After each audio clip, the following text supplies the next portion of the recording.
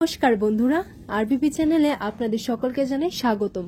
চলে এসেছি হরগড়ি পাইস হোটেলের নতুন একটি আপডেটস নিয়ে।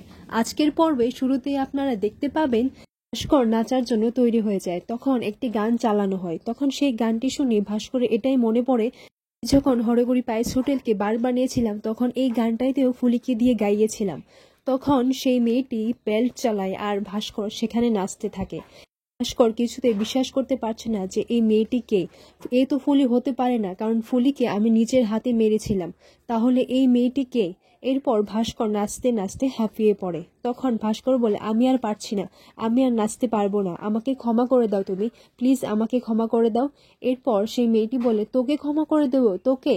তুই আমাকে কিভাবে মেরেছিলিস সেটা তোর মনে নেই? তুই আমাকে বারবার চাকু মেরে আঘাত করেছিলিস আর তারপর মাটির মধ্যে পুঁতে দিয়েছিলিস। ভাস্কর বলে, আমি মানছি আমি পাপী, আমার ভুল হয়ে গেছে, দেখো আমি নাকে খড় দিচ্ছি। এরপর দেখা যায় যে সেই মেয়েটি আর কেউ নয়, সে হচ্ছে গৌরী। এরপর রুদ্র আর বাকি সবাইরাও বাড়ি ফিরে আসে এবং রুদ্র এসে কারোর একটা আওয়াজ শুনতে পায় যে মাফ করে দিন, মাফ করে দাও, আমাকে মাফ করে দাও। এরপর রুদ্র বলছে, কে আপনি? এরপর রুদ্র ভাস্করকে উঠিয়ে দেখে যে সেটা ভাস্কর। তখন রুদ্র বলে, কাকাই তুমি? এরপর রুদ্র তার মুখ থেকে একটা বাজে গন্ধ পায় এবং রুদ্র বলে, এই লোকটা তো নেশা করে পুরো আউট হয়ে গেছে। তখন ভাস্করকে জিজ্ঞেস করে, তুমি এখানে কি করছো? এরপর সবাই সেখানে চলে আসে। ভাস্করকে এইরকম অবস্থায় দেখে সবাই অবাক হয়ে যায়। আর পিয়া বলে, কাকাই তুই এটা কি পোশাক পরে রেখেছিস, আর তোর কি হয়েছে? এরপর পিয়া মনে মনে এটাই বলে যে আমার মনে হচ্ছে যে এর মাথাটা পুরো গেছে, আমার একবার কোয়েলির সাথে কথা বলতে হবে, এভাবে চলে দেওয়া যায় না। এরপর ভাস্কর রুদ্রকে বলে, কেউ এসেছিল? এরপর রুদ্র বলে, কে এসেছিল? ভাস্কর বলে, আমাকে ভয় দেখিয়ে ওরা নাচিয়েছে। তারপর রুদ্র বলে, ওরা কারা? এরপর রুদ্র মনে পড়ে যে বাড়িতে তো গৌরী ছিল, গৌরীর কিছু হয়নি তো। ওর ঠাম্মি জোর করে ভাস্করকে উপরে পাঠিয়ে দেয় এবং ভাস্কর বলে, আমাকে ক্ষমা করে দিন, আমাকে ক্ষমা করে দিন। এরপর দেখা যায় রুদ্র ঘরে গিয়ে দেখে যে গৌরী শুয়ে আছে এবং ঘরের লাইটটা অন করে দেয়। এরপর গৌরীর ঘুম ভেঙে যায়। তখন রুদ্র গৌরীকে জিজ্ঞেস করে, আচ্ছা গৌরী, বাড়িতে কি কেউ এসেছিল? এরপর গৌরী বলে, কই না তো, আমি তো কাউকে দেখিনি, আমি তো শুয়েছিলাম। তখন রুদ্র বলে, আচ্ছা আমরা যাওয়ার পরে কি আপনি শুয়েছিলেন? তখন গৌরী বলে, হ্যাঁ। এরপর রুদ্র বলে, আচ্ছা আপনি তো হাঁপাচ্ছেন কেন? আর রুদ্র বলে, এই কি, আপনি তো অনেকটা ঘামছেন। তখন গৌরী বলে, আসলে স্যার জ্বরের ট্যাবলেট খেয়েছিলাম তো, তাই হয়তো জ্বরটা ছাড়ছে, তাই হয়তো একটু ঘেমে গেলাম। তখন রুদ্র বলে, আচ্ছা আপনার জ্বর হয়েছে, তাহলে আপনি মাটিতে শুয়েছিলেন কেন? আপনি তো বিছানায় শুয়ে যেতে পারতেন, আমি না হয় মাটিতে শুয়ে যেতাম। এরপর গৌরী বলে, না স্যার আমি ঠিক আছি। রুদ্র বলে, তাহলে আপনি হাঁপাচ্ছিলেন কেন? গৌরী বলে, স্যার আমি একটু ওয়াশরুমে গিয়েছিলাম, তার এইটুকু হতেই আমি হাঁপিয়ে গেছি, শরীরটা না অনেক দুর্বল লাগছে। পর রুদ্র গৌরীর জ্বরটা চেক করে দেখে যে না, আপনার তো জ্বর নেই, তাহলে জ্বরটা হয়তো সেরে গেছে। এরপর এদিকে গৌরী মনে মনে এটাই ভাবতে লাগে যে হে ঠাকুর, আমার এইভাবে আর কত মিথ্যে কথা বলতে হবে রুদ্র স্যারকে, যে করে হোক সবটা তাড়াতাড়ি শেষ করে আমি রুদ্র স্যারকে সব সত্যিটা বলে দেব। পর রুদ্র গৌরীকে বলে, আচ্ছা ঠিক আছে, আপনি এখন শুয়ে পড়ুন। রুদ্র মনে মনে এটাই ভাবতে লাগে যে মেয়েটা ওই গুন্ডাদেরকে এইভাবে পিটিয়েছিল আর আজকে এইটুকু জায়গা হেঁটে উনি হাঁপাচ্ছেন। পরের দিন সকালে দেখা যায় যে ঋতুরাজ ভাস্করকে তার চেক আপ করছে আর ভাস্কর বলছে যে আমাকে বাড়ি যেতে হবে, আমাকে বাড়ি যেতে দিন আপনারা দয়া করে, বাড়ি ফিরলেই আমি ঠিক হয়ে যাব। এরপর ঋতুরাজ বলে, আচ্ছা আপনি যদি এতভাবে নাড়াচাড়া করেন তাহলে এইভাবে প্রেশার কি চেক করা যায়? তখন পিয়া বলে, কাকাই তুমি একটু চুপ করে বসো না, দেখছো তো তোমার চেক আপ হচ্ছে। এরপর দেখা যায় যে রুদ্র আর গৌরী নিচে চলে আসে এবং রুদ্রর মা বলে, কিরে তোরা সকাল সকাল কোথায় যাচ্ছিস? তখন রুদ্র বলে, মা গৌরীর একটু কাজ আছে, তাই ওকে নিয়ে আমি বেরোচ্ছি। রুষা বলে, বাহ দেখেছো মা, কালকে নাকি ওর নেমন্তন্ন যাওয়ার সময় শরীর খারাপ ছিল আর আজকে দেখো নিজের কাজটার সময় ও ঠিক ঠিক হয়ে গেছে। কালকে তো প্ল্যান করেছিল যে ভাইকে আমাদের থেকে দূরে সরিয়ে রাখবে। এরপর রুদ্র বলে, কি রে, তোর কি সবার পার্সোনাল লাইফ নিয়ে নাক গলাটা কি শেষ হবে না কখনো? তুই এভাবে কথা শোনাতে কি মজা পাস বলতো? আর আচ্ছা দিদি, তুই যে এইভাবে আমাদের বাড়িতে পড়ে আছিস আর শ্বশুর বাড়িতে যাস না, সেটা নিয়ে কি আমরা কেউ তোকে কিছু বলেছে কোনোদিন? না তো। পর রুদ্রের বাবা বলে, দেখ রুদ্র, এটা কিন্তু ওরও বাড়ি আর ও এই বাড়ির মেয়ে, তাই ও কখন আসবে কখন যাবে সেটা সম্পূর্ণ ওর বিষয়। তখন রুদ্র বলে, ঠিক সেটাই বাবা, আর গৌরী হচ্ছে আমার বউ, পার্সোনাল বিষয় কাউকে নাক না গলালেই হয়। পর গৌরী বলে, আচ্ছা ওনার কি হয়েছে? ঋতুরাজ বলে উনি কালকে আবার ভয় পেয়েছেন, ওনাকে নাকি কেউ জোর করে নাচিয়েছেন এবং ওনাকে আবার ভয় দেখিয়েছেন। আর গৌরী ভাস্করকে জিজ্ঞেস করে, আচ্ছা আপনাকে যে নাচিয়েছে তাকে কি আপনি দেখেছেন? এরপর ভাস্কর বলে, না, আমি ওর মুখটা দেখতে পাইনি। পর রুদ্রের বাবা বলে, দেখছে তো মানুষটা অসুস্থ, আর অসুস্থ মানুষকে এভাবে কি প্রশ্ন করাটা মানায়? রুদ্র, তুই যেখানে যাচ্ছিস তুই যা। রুদ্র গৌরীর হাত ধরে সেখান থেকে বেরিয়ে পড়ে।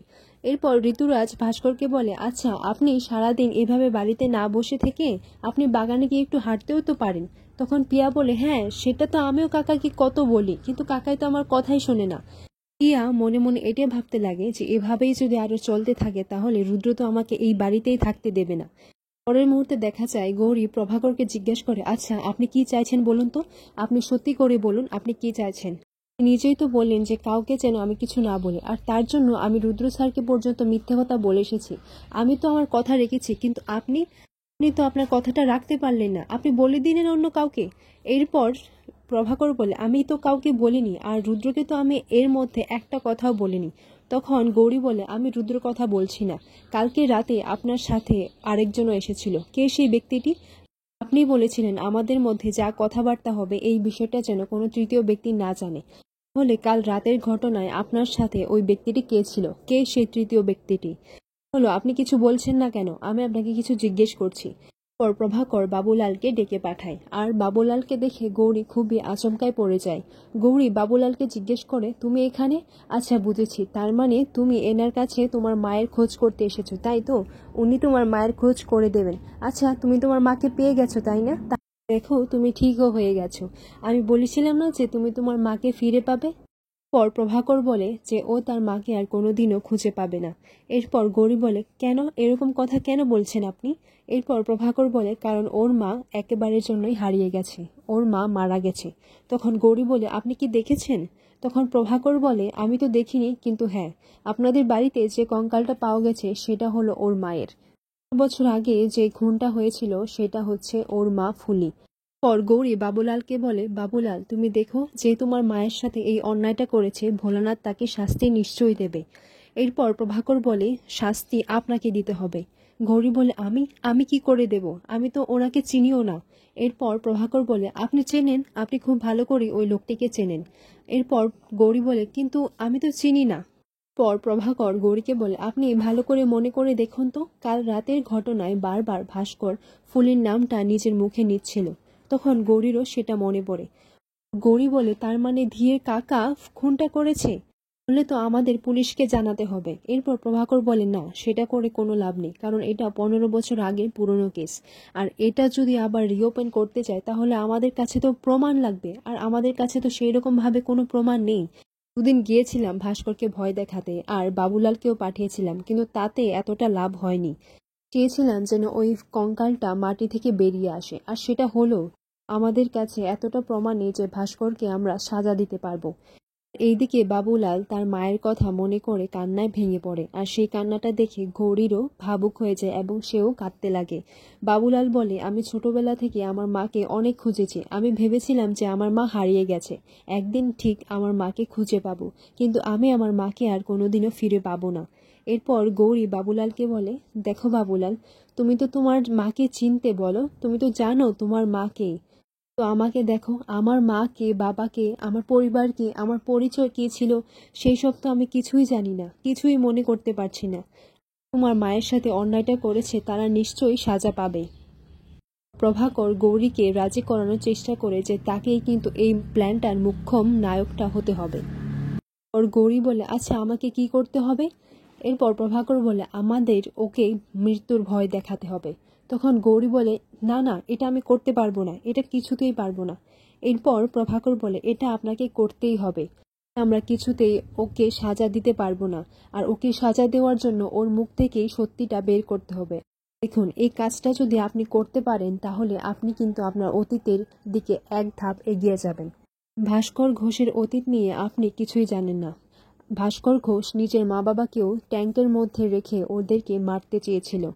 শুনে গৌরী বলে, মহেশমতিকে মারতে চেয়েছিল? মানে মহেশ্বরী ম্যাডামকে? পর প্রভাকর মনে মনে এটাই বলতে লাগে, যে মেয়েটা মায়ের কাছে এতটা আদরের ছিল, এতটা স্নেহের ভালোবাসার ছিল, আর যাকে মিষ্টি করে মহেশমতি ডাকতো, আজকে সেই মেয়েটাই মহেশ্বরী ম্যাডাম বলে ডাকছে। হে ঠাকুর, তুমি আমাকে এই কি দৃশ্য দেখাচ্ছ? প্রভাকর বলে, আমি যেটা বলছি আপনাদের কিন্তু সেটাই করতে হবে, আর এই প্ল্যানটার মধ্যে মুখ্যম অভিনয় করতে হবে আপনাকে। প্রভাকর তার প্ল্যানটা দুজনের সামনেই বলে।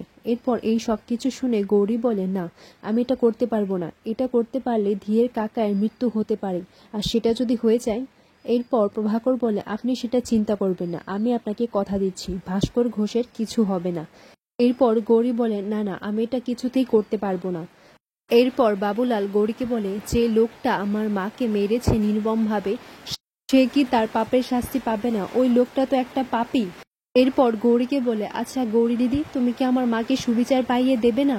আমার মা কি তার লড়াইটা জিতবে না? এরপর গৌরী বলে, তুমি আমাকে দিদি বলেছ, আজ থেকে তুমি আমার ছোট ভাই, আর আমি চেষ্টা করব একটা নারী হয়ে অন্য একটা নারীর সাথে যে অন্যায়টা হয়েছে তার বিরুদ্ধে এই লড়াইটা আমি জেতার চেষ্টা করব। এই লোকটা একটা নির্দোষ নারীর সাথে এত বড় একটা অন্যায় করেছে, তাকে তার শাস্তি দিয়েই ছাড়বো, আর তাকে তার দোষের সাজা পেতেই হবে, এটা আমি কথা দিচ্ছি। একজন নারী হয়ে অন্য আরেকজন নারীর বদলা নেব আমি, ওর পাপের সাজা পেতেই হবে। আর এভাবে আজকের পর্বটি শেষ হয়।